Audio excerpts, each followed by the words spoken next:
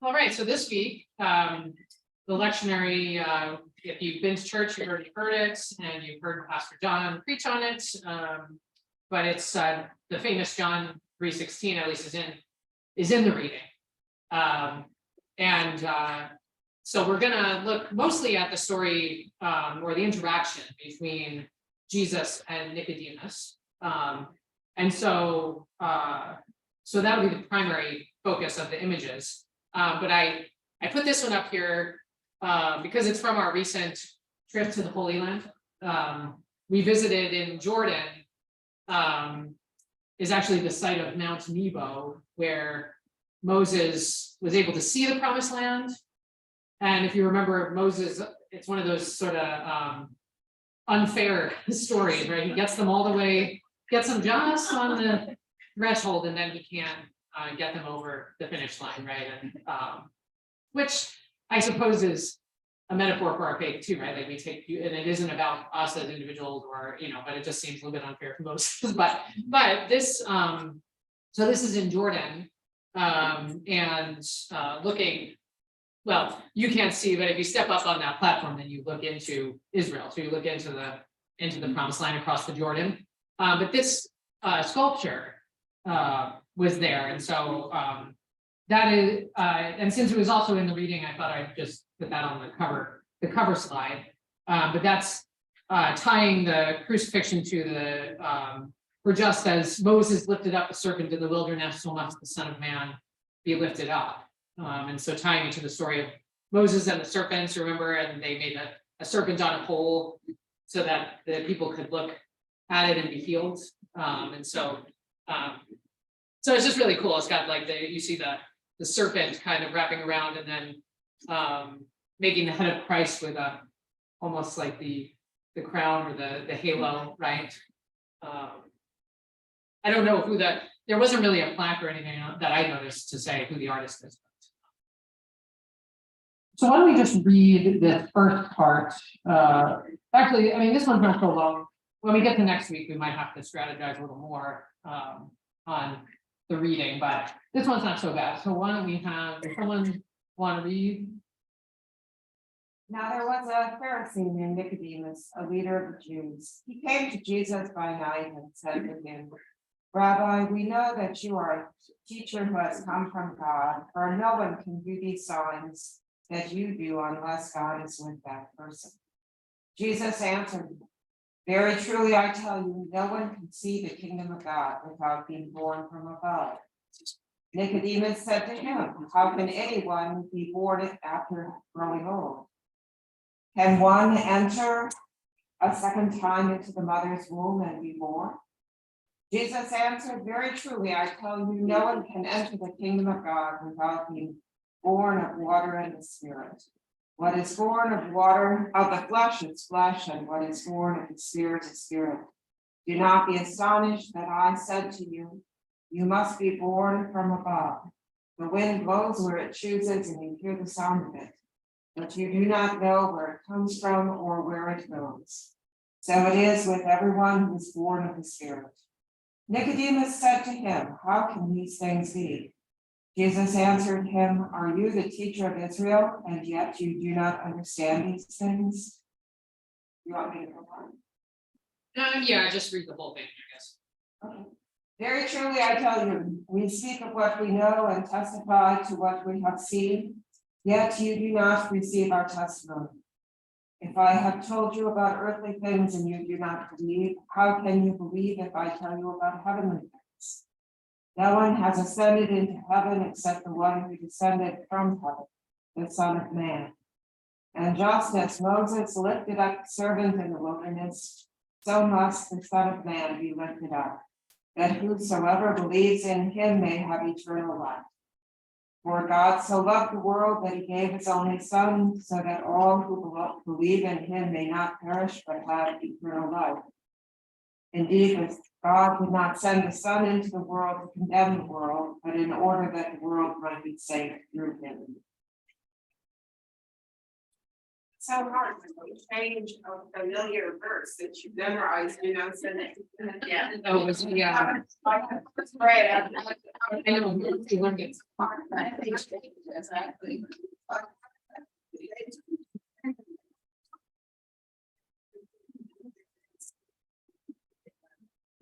So I moved this slide ahead probably a little bit earlier than I usually do, but from this reading, what sticks out to you in the passage? Like what are the most compelling parts for you in this reading? And those who came in, it's on the sheet there, John 3:1-17. Verses 16 and 17. Verses 16 and 17.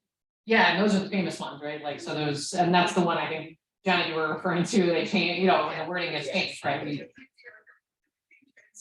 Yeah.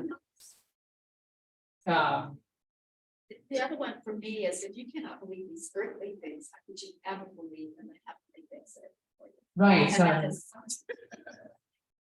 yeah, if you can't believe in what's right in front of you, then how can I entrust you with other things, you know?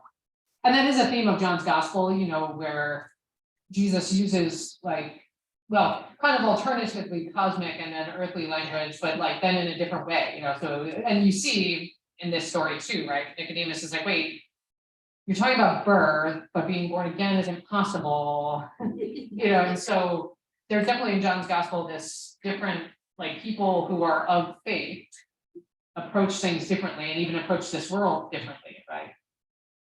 I think what startled me when I read it this time is how you can actually have people up there and they each have a part and you bang your way through the whole reading. That's like a scene from a play.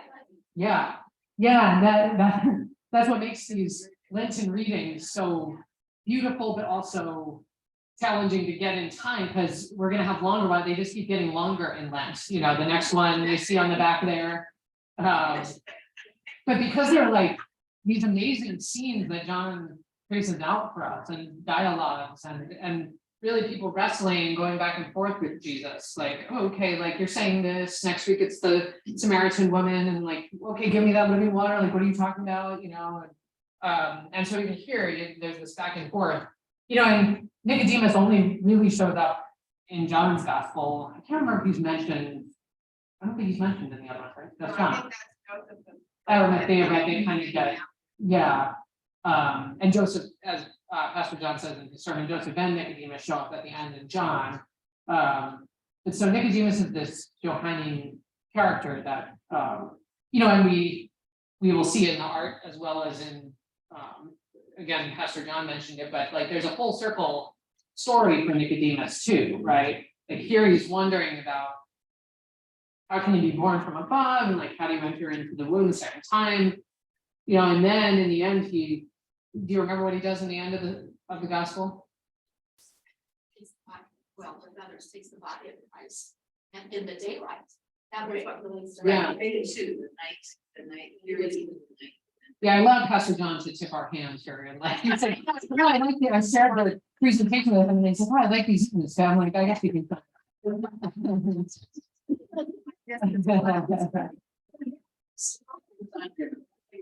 But you know, Nicodemus gives his own tomb or a tomb that he has reserved for himself, assuming, right, or his family, right? And but no one has ever used it yet. And to me, that's kind of moonlight, right? Like the tomb, right? So it's sort of like this rebirth will happen there, right? Or that rebirth comes out of that tomb. The other thing that struck me more from the sermon though, is he wanted to make sure that Jesus had a proper Jewish burial. Yeah.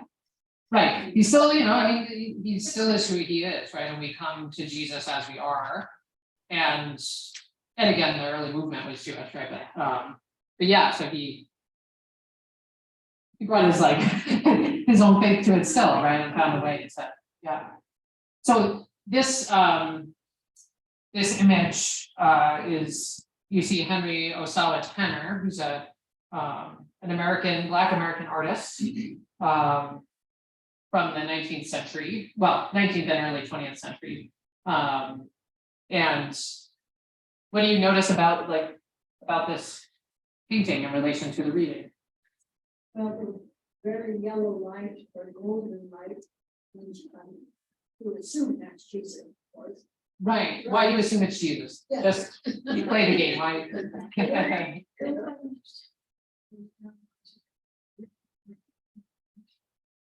Yeah, I think it was like stairs or something, but yeah, I didn't notice that actually until. Yeah, it might be helping to lead like, or a light source, right, for the light, right? So like, where is the light? I guess, they're sort of on the rooftop, Right. and that's the light from down below. Yeah. I see that corner is as yellow and pointing Right, to the figure. yeah, it sort of helps you, like, And it picks up the gold color Mhm. on the breast of the robe that Jesus is wearing. I think that's purposely there to direct oh, yeah, our focus. yeah, I mean. There can be mistakes, or as Bob Ross would say, happy accidents, and when artists are doing their work, but I mean, they're intentional about what they're doing, right? So. And who's this other person? We assume, if we assume that's Jesus, we assume that this is.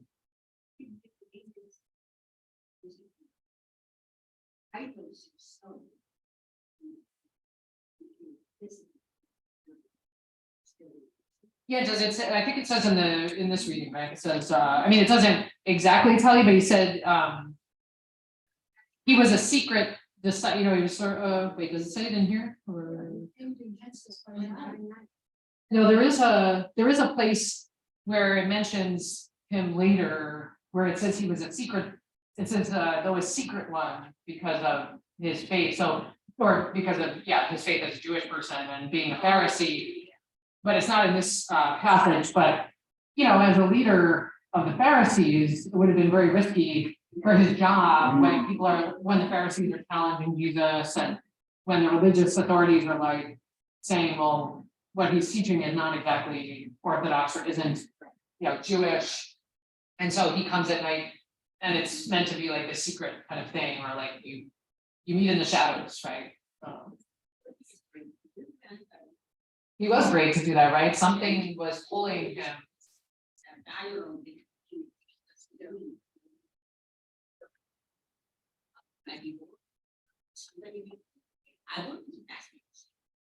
Yeah.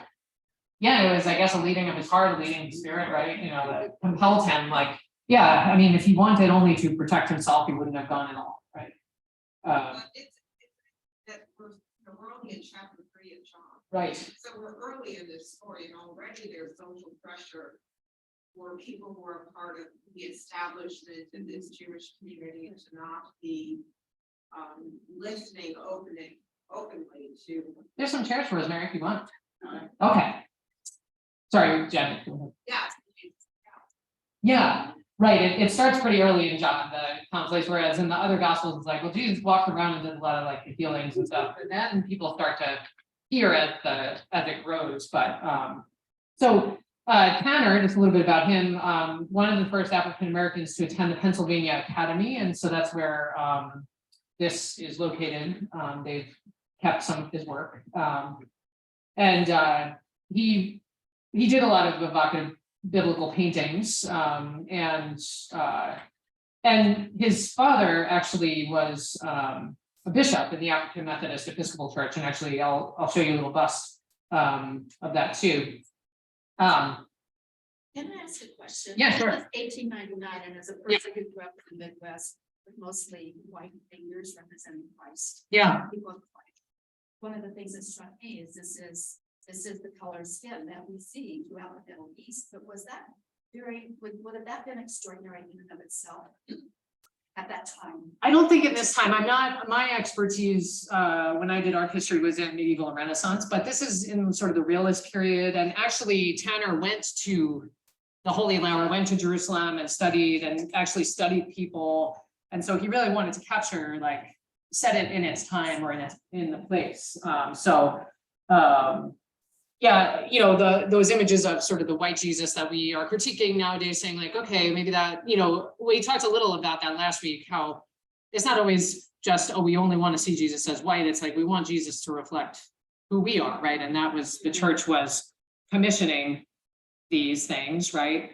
But also there was a different value set up, it was a sort of a competing value. And now in this time, it's more like, let's represent the real thing. And I want to actually go and study that. I just wanted to show, this is a theme that he revisits it a little bit. This one is probably the study for this actual, like it's a study for this particular painting, probably because it's so close in time, 1899. And so you see he's kind of sketched it instead of putting all the detail in, but he wants to play around with the positioning of the figures and yeah, so this one, yeah, the study is actually a little more spiritualized, right? Where there's like a halo.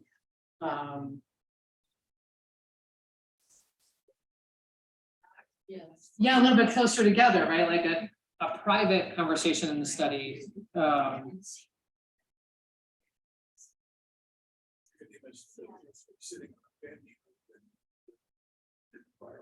Yeah, in the previous one, it's like, well, it's hard to tell what he's sitting on, I guess, but he kind of like, he's so in shadow, it's like he's levitating or he's doing squat, like.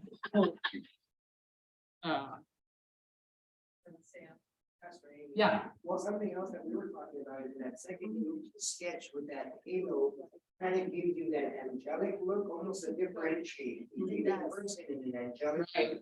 Because in the other one, they're both people, they're both humans, they're both. Yeah. On the same level with that glow within too.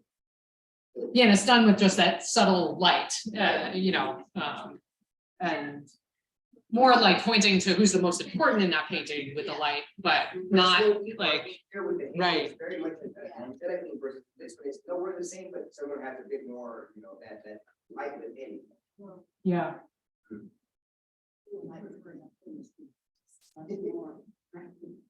You prefer the finish one, yeah. And there is a little bit, because he's wearing like a white cloth over his head there, it highlights the light, so again, you get a circling of Jesus's face. But it is much more just real, or just you accept it as like, well, yeah, that would happen if there's light shining on, right? Yeah. Mm-hmm. Yeah, you mean for Jesus's.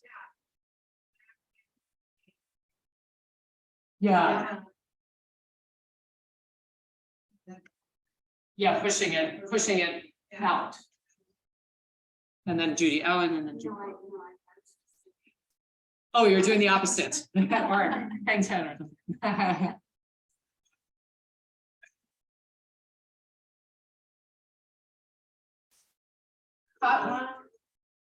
I don't know, possibly like because of this tree here, maybe. Is that what you're?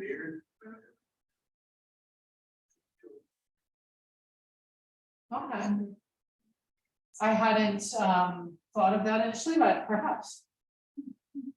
I mean, you wanted to give that sense of, outside, right? So there are some natural, obviously, the landscape behind, so it's not just, they could have just been in sort of a cloistered area, right? But he did want to indicate the outdoorsness of this. It's almost, this one, I almost feel like it's at like a marina or something. It's hard to tell, because it's so obviously just a hint of what's behind. And then there was another study later. So this one obviously is a different, different time, a different on the rooftop. And what do you notice about the posture of the two figures in this one that's different? Yeah, he's in sort of, how students and teachers, right, in that time would sit, right? And so Jesus is more in the posture of a teacher. I think it was in this detail that goes along with it in the Smithsonian. It says this says this study for Christ and Nicodemus on a rooftop made Henry Osawa Tanner's reputation. I don't know. But I knew this artist's work from an Annunciation that he did, which is really beautiful. So you can look that up too. But it says the story of Nicodemus visiting Christ at night spoke to African American worship habits that Tanner remembered from his youth. After emancipation, freed slaves continued to meet at night as they had done when their masters had forbidden them to read the Bible. So it's just interesting. And that was from a book by Henry Mosby on like a biography. And so in this time, artists were commissioned still to do things as they are today, commissioned. But like we saw last week with Tussauds, where there was also like a personal reason sometimes that artists would do, like today. And it was probably always true, but a lot of the Renaissance art that we see is what was commissioned or purchased, and we want this kind of thing. But Tanner has his own faith, and this spoke to his people and his tradition, right? And this particular story, but it isn't one that I didn't even realize there were this many representations of Nicodemus, because it isn't one that the church often asks, oh, we want that story of Nicodemus and Jesus. This is his dad, but it's his work.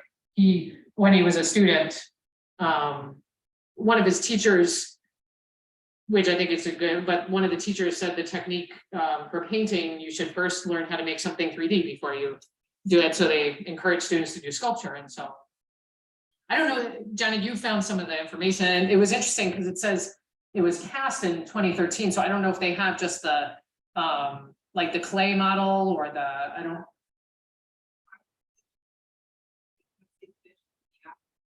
Yeah.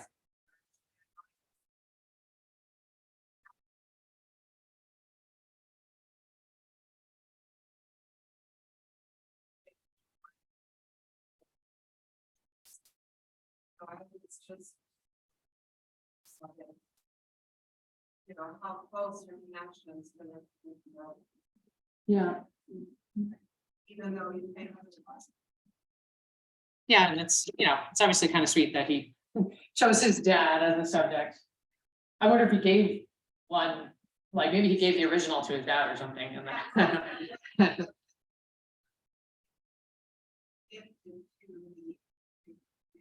oh, okay. Yeah. Right. Yeah. Yeah, people had to go to Europe, Black Americans.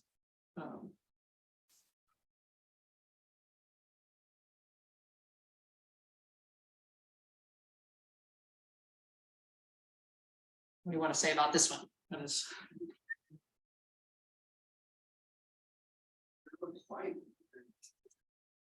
Yeah, now remember, when is this in Nicodemus's story? Yeah, so we've jumped ahead now.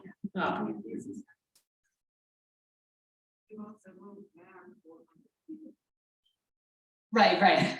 Yes, we've not done chronological this today. Now we're going back to a very different period of the Renaissance. It's striking that the angels are dressed so differently, and the flowers in their or the wings are with different colors. Yeah. Right. Yeah, it is amazing. Sometimes you see the colors that they use and you think, oh, this must be like a modern, but like last week's, they're really, especially when the church is pouring money into these, they're sourcing the paints and the minerals for the paints from pretty opulent places, right? And so, they would use things fairly sparingly, and this is oil, and maybe tempera, they're not sure. And tempera, as opposed to oil, is they mix it with egg yolk or egg white, or and something that would be stable, but it's often flatter, and so there may be parts of this that they think are more tempera, and oil could really get those jewels and stuff. And the northern Renaissance artists actually used oils more often, and you see that in some of the beautiful, the Ghent altarpiece by Jan van Eyck has real jewel, you can see the pearls shining. It's interesting, and you see all the symbols of crucifixion on the floor, and warning spikes that have all his cross or the other. Oh yeah, that one's holding the. You see chapel there where it was. Yeah. You see the flash of the picture. Does this, well, the title is down there, Pietà. Does anyone know Pietà? Right, usually it's Mary, right? Yeah.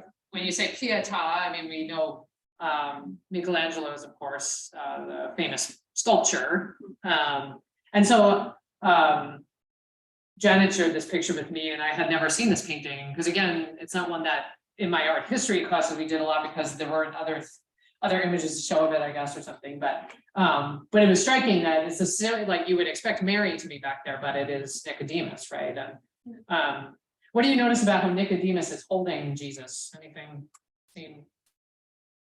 Yes, you know, like kind of very.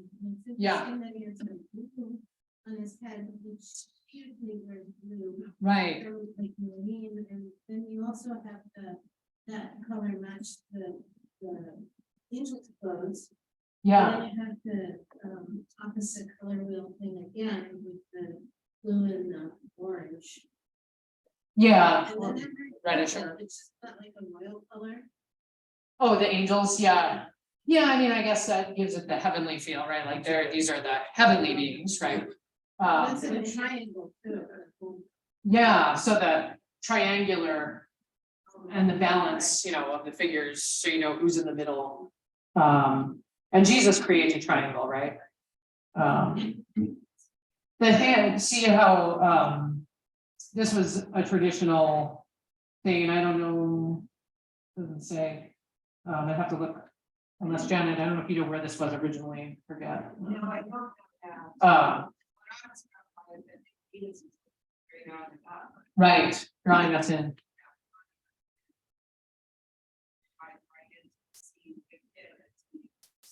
Yeah, and I imagine he's putting Jesus down into here, but behind them is the tomb, right? I think, right? So it's sort of like stepping back, you'd be stepping back into the darkness, into the dark of the tomb, right? But the cloth between, and the reason I asked like where it might be, because a lot of times when altarpieces were commissioned, right? So you would have an altarpiece of a Pietà or a deposition or a crucifixion or something. And the deposition is the deposing from the cross. So then we'll see that in just a second, but so the taking down from the cross. And those who hold the body of Christ are not supposed to touch it with their human hands. And the priest wouldn't even in those days, or maybe only the priest, or I don't know, but they had like cloth between the host and the hands of the priest. And so a lot of times you'll see it, and especially in the Renaissance, again, when we get more later and stuff, and they were less concerned by that, but That's so interesting to me, knowing that piece of history, because to me, it's about how he's literally holding him to his own body. yeah. So you see it more of a draping or carrying as opposed to that closeness. Yes, it's very intimate, and especially like we understand that with his mother, right? But here's this figure that he meets at night, and but so it's a really interesting interpretation. Yeah.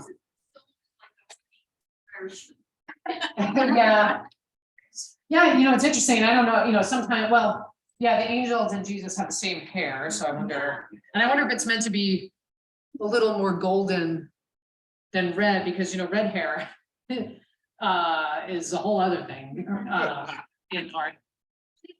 The hair. Yeah, Nations were known to import their guards from Sweden. And of course, they imported men with blonde hair, and that is how you got Italians with blonde hair. And it would seem to me that might have been a particular significance in the culture. sure, yeah. Yeah.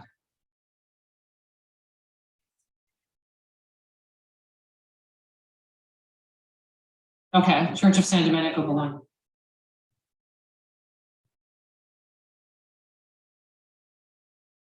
Mhm. Okay, yeah, so it was at the altar. I suspected because of the way it was being held, you know, the body is held, but. Yeah, Small piece. yeah, and the predella is like the bottom piece actually, so, yeah, it's not that big, you see the dimensions here, right, like it's a foot by 18, so, It's not uncovered. yeah. Jesus sitting on a stone slab, or it almost looks like he was being lowered into. Yeah, put into, Good, ritual mass. yeah, the mikvah, but this is probably, you know, it's probably a sarcophagus, like, again, the imagining of what a tomb looks like. Probably the interpretation of the artist of what people would expect a tomb to look like, you know, not so accurate, I don't think, to like first century Israel and Palestine, you know, but we actually saw a tomb on the side of the road, like one of these tombs with the stones that roll, when we were there. Why are the angels there? Could we be as confirmed as we are right now in what it's supposedly portraying? What happens if you block out the angels? Oh, if And the just angels look weren't there, at- would we know what's happening? Is that what you're saying? Yes, and then just look at the two figures by themselves and isolated. Hmm. Yeah. Yeah, it's interesting because I don't, they don't mention the angels in John, right? Not in that, yeah, because, you know, in the other, crucifix or like the resurrection stories, right, or going to the tomb, there's always like the angels or the person in white clothing, but it would change. Right. Yeah, seeing the, yeah.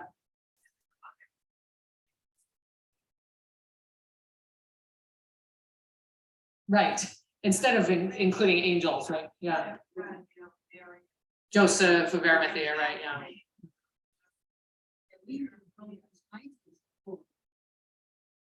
Yeah, well, he brought, yeah, in this story, Nicodemus is the one that even purchased it, you know, he uses his wealth to purchase the. So he, yeah, it's kind of interesting because he steps into the women's role, at least in the other gospels, right? Yeah.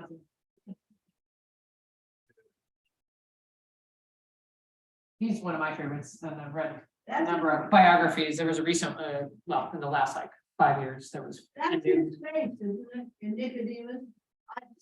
Yeah, I've seen paintings, a self-portrait from Caravaggio, and it looked like that guy. yeah, so the artist may have painted himself in, and yeah, he's Bravo. Nicodemus, and what's he doing in this painting? Yeah. Right?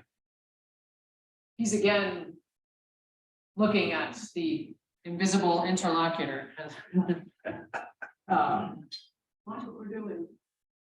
What do you notice about like this kind of, you know, it's late too, or later, you know, 1600s, right? So we've moved through the Renaissance, we're moving more into the Baroque period, late Renaissance. A lot of light. Light, but Very used how, focused like, light, and focus the light, yeah. details- The details of faces and so on is now much more. I don't know, much more. Thanks. Intentional, yeah. Yes, It's called chiaroscuro, yeah, which knowing Italian, you know, means light and dark, right? Or like, yeah.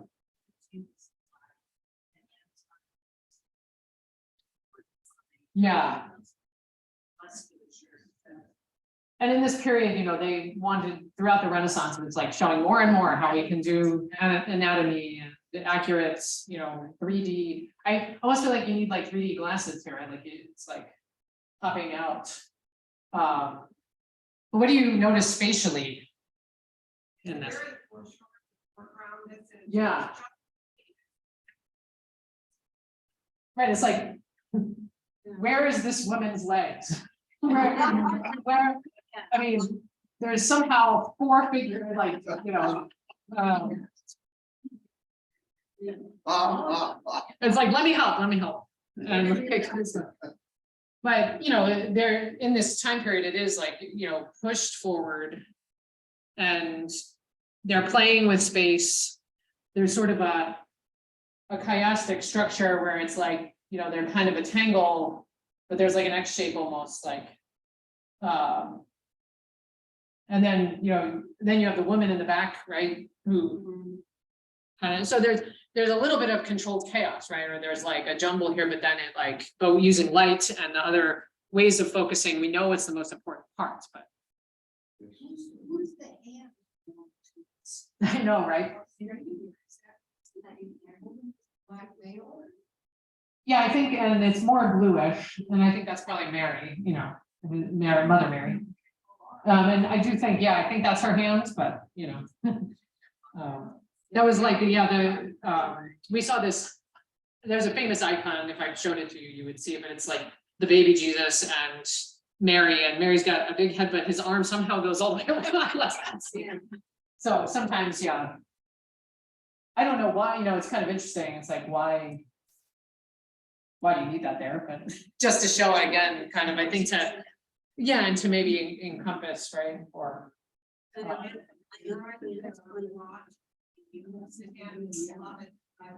Yeah, John is here in this green and red, right? And his hand, and notice, no longer a concern, at least, and Caravaggio, I mean, he didn't have a lot of concern about what the church thought. The church often went back to him and said, we didn't like that you used the sex worker as the model for Mother Mary in your deposition, so can you? So, but it is also a changing time, it wasn't, and depending on where was in the Vatican, I mean, now the Vatican doesn't have a problem with it, right, and, I think it's interesting too, like, whereas the one we just looked at was almost receding, like, yes, Christ was being put down, but the tomb is behind. Here, it's like coming out of the painting, right? And Jesus's hand, so it's almost like falling out, like we are right there in the tomb, right? Because it's been pushed toward us. We can almost touch the stone that he's being laid on. We can touch his hand, right? Now, in this picture, Jesus has darker hair, which is more realistic. Yeah, there's a little bit of a darker, more. Yeah, it's not really like the previous. Yeah. And I don't know that we need to make too much of that. Like, I don't know that again, they were making per se a conscious choice, but it's something for us to notice and say, like, okay, like, this seems more realistic, or more accurate to Jesus as a Middle Eastern person. Was this the most interest of? Is Caravaggio being paid to do this, or is he doing this as a gift, as a presentation? What's the final payout for Caravaggio? I'm guessing he was paid, but Yeah. I mean, these artists wanted to do art too, so their studios would have art, and they also, they would do work to show off their work, right? You have to advertise, so you do things. If you weren't getting work, you do some things to show and hope maybe like a patron or something. And more and more as the partly the Renaissance was driven by a rising middle class, right? And all of a sudden people wanted, like ordinary people, not just the church, wanted religious paintings or books, prayer books that were illuminated. That started early, and that and it's like, well, if the priest can have those or the church can have it, I'd like to have one. Well, back then, it was a way to heaven. Sure. You could donate money or labor. Yeah, right. There were, so patrons would also, right, it isn't always just the church. It could be, look at our windows upstairs, right? There's some that were dedicated by somebody, right? So like, if the priest was like, oh, we'd love to have a new altarpiece, anyone, wants to ask one of the artists. So I don't know, I don't know the particularities of this, this one. Oh, actually, here, it's here. This one was commissioned by Girolamo Beatrice for his family chapel in Santa Maria in Vallicella, Chiesa Nuova in Rome. So actually, this was for his own personal chapel in the church. So it wasn't even for everyone to enjoy. I guess you could walk by it, but and then it says it was included a group of works transferred to Paris in the execution of the Treaty of Tolentino. So also these art pieces, you know, they have value, and it only increased, right? So and then it returned in 1817. And was part of Pius VII's Pinacoteca. So Caravaggio is oh, I forgot to put, oh, next week I'll have to show you, or maybe I can find it actually if I forgot to put the one the local one. I forgot to put it up here. I'll have to show it. Well, maybe you can show it next week, but I can, I'll pass it around a little bit, but there's actually one you can go see. Maybe it's a field trip for you this week to go see one. I'm sorry about that, actually. But it's in, maybe you could tell us about it. It's the glitter. There's a glitter one, a very modern one right here at the Crocker. So you can come take a look at this, but if Janet, I don't know if you want to. Amy Vasa, who's a California artist who only works in the medium of glitter. And she has taken this scene and done one model using her friends. And they, it's very different color palette, and it's a slightly longer foreground. And it's sort of set in the sea, and they're sort of pulling out someone who's apparently a drowning victim. But that she's used exactly the same modeling and placement of people, but you know, changed up some of the sexes. But it's a very, very colorful glitter painting, and it's one of the most popular paintings. We toured all the time with school children at the Crocker. They may or may not know anything about the deposition of Christ, but they are very struck by that painting. And the older ones love to model that scene. So you ask them to pose like this, and you get a group of 6 or 8 kids, they pose, and then you take a picture of it. And so they're modeling the way the art is done. We'll do almost anything to help the kids be interested in the art. It's in the modern wing on the 3rd floor in one of those long galleries. It's not in the first one, the older one. I think it's in the last one, but it could be in the middle one. It's not that hard to find. And I mean, if you're interested, at some point, there are 2 other docents from the Crocker here, Shirley, and whose last name I forgot. She grew up in India. Her dad was in and then Gabrielle Schroeder. Yeah, she's also a docent at the Crocker. She was in my class. I'm not that good with names. You really have to help me. It's pathetic. But we could go do a tour at some point if you were interested, I'm sure. Yeah. Yeah, we can schedule that for everything. Yeah. So I hope you come next week. I have some fabulous paintings for next week, Jesus and the Samaritan woman.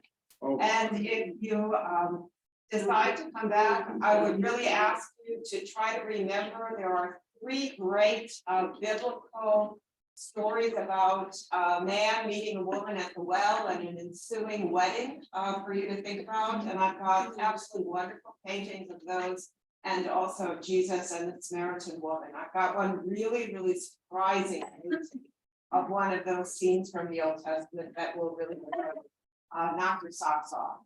Okay. Thanks, Janet. Thank you. Thank you all for coming.